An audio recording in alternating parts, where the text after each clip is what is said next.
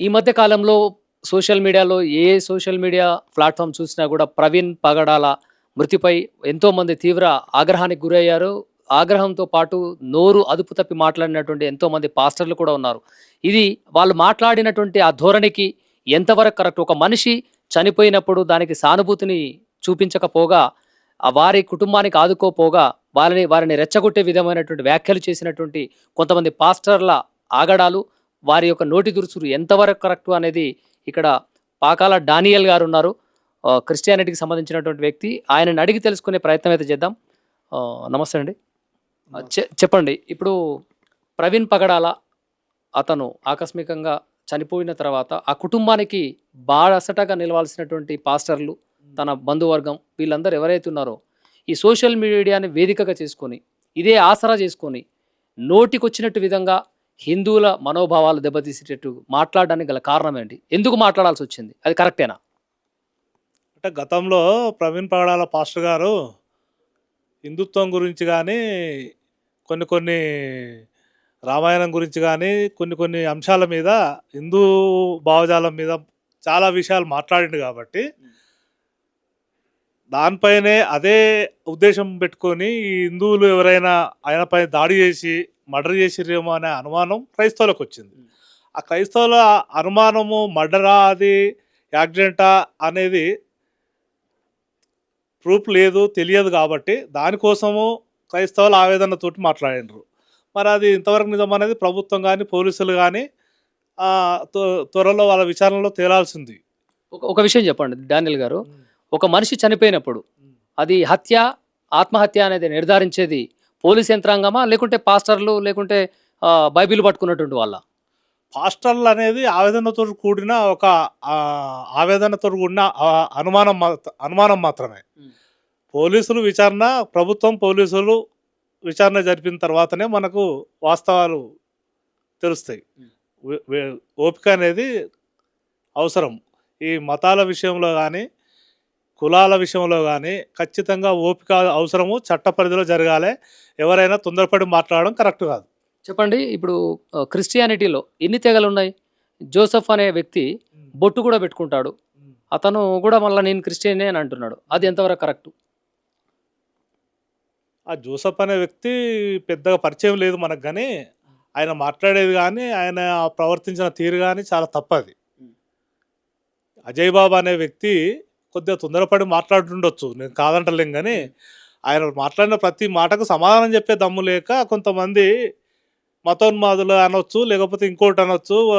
ఇటు క్రైస్తవులైనా, హిందువులైనా, ఎవరైనా కొందరు మతోన్మాదులు ఇండ్లకెళ్ళైనా అండ్లకెళ్ళైనా కొందరు వాళ్ళ ఈ గొడవలు జరుగుతున్నాయి. ప్రతి క్రైస్తవుడు దాదాపుగా 90%, 99% క్రైస్తవులు లొల్లికి దిగే అవకాశాలు ఉండయి నాకు తెలిసినంత వరకు వ్యక్తిగతంగా. మిగతా వాళ్ళు కొందరు ఇప్పుడు హిందుత్వానికి బాధ్యత వహించే ఒక 4, 5 పేర్లు వినబడుతున్నాయి కదా. ఈ వీళ్ళ వల్ల, వీళ్ళు రెచ్చగొట్టే మాటలు, వీళ్ళు ఇష్టం వచ్చినట్టు బూతులు మాట్లాడడం, వీళ్ళ వల్ల కొద్దిగా ఇబ్బందులు జరుగుతాయి. అది అజయ్ బాబు లాంటి వాళ్ళు ఇంకా ఇతర ఎవరైనా క్రైస్తవ తరపున మాట్లాడే వల్ల కానీ ఎవరైనా సరే నోరు అదుపులో పెట్టుకొని మాట్లాడితే ఇబ్బందులు జరిగాయి. చట్టాన్ని నమ్ముకోవాలి. చట్టాన్ని మనము ప్రభుత్వాన్ని ఒత్తిడి తీసుకురావాలి. ప్రభుత్వం పైన ఒత్తిడి, పోలీసుల పైన ఒత్తిడి తీసుకొస్తేనే ఏదైనా జరుగుతుంది తప్ప మనం తొందరపడడం వల్ల ఉపయోగం ఉండదు. డానియల్ గారు మీరు ఒకటి చెప్పండి. మీరు క్రిస్టియను, నేను హిందూ. నేను కొన్ని వీడియోలు చూసా.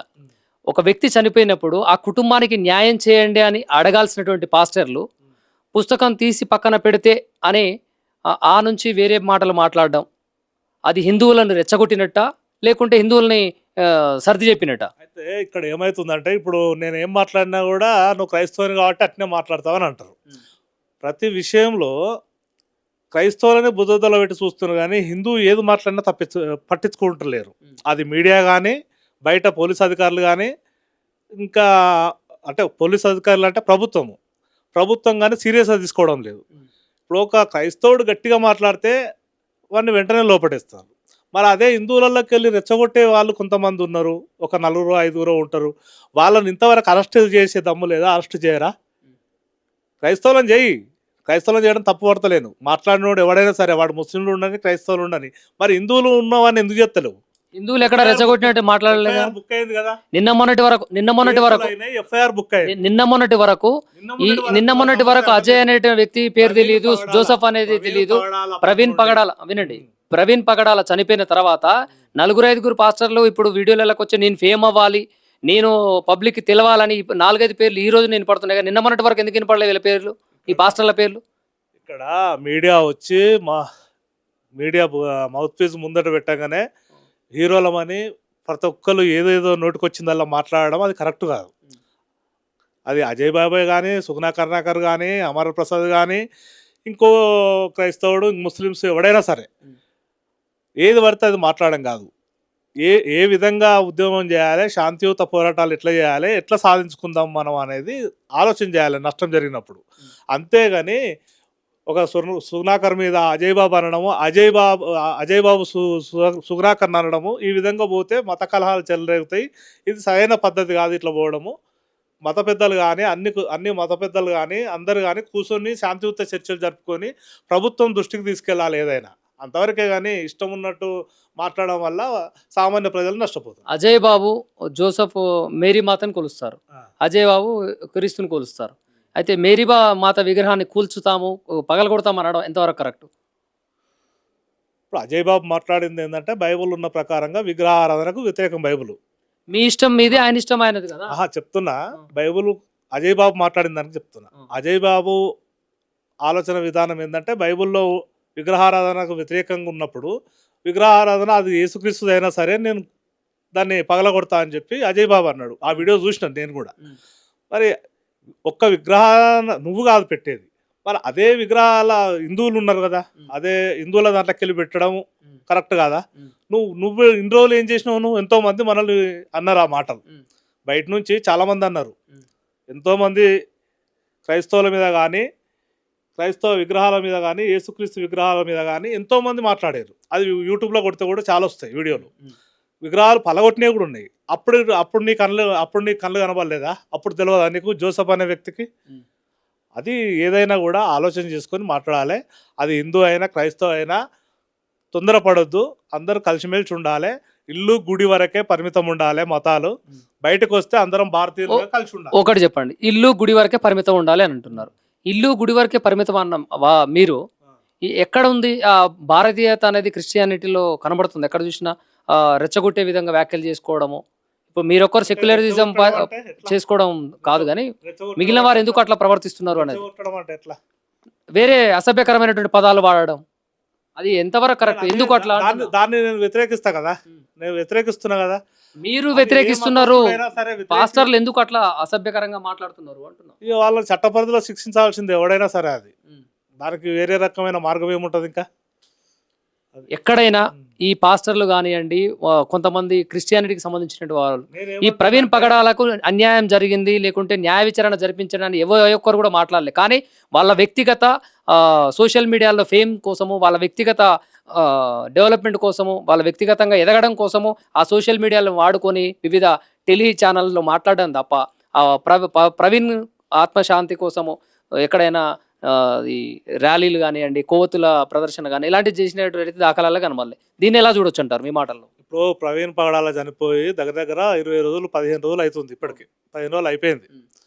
అయిపోయిన తర్వాత ఏదైనా ప్రతి అడుగడుక్కు ఈ రోజులలో టెక్నాలజీ ఉన్నది, సీసీ కెమెరాలు ఉన్నాయి, పోలీస్ డిపార్ట్మెంట్లో రకరకాల డిపార్ట్మెంట్లు ఉన్నాయి, ఎవరి పని వాళ్ళకే ఉంటుంది.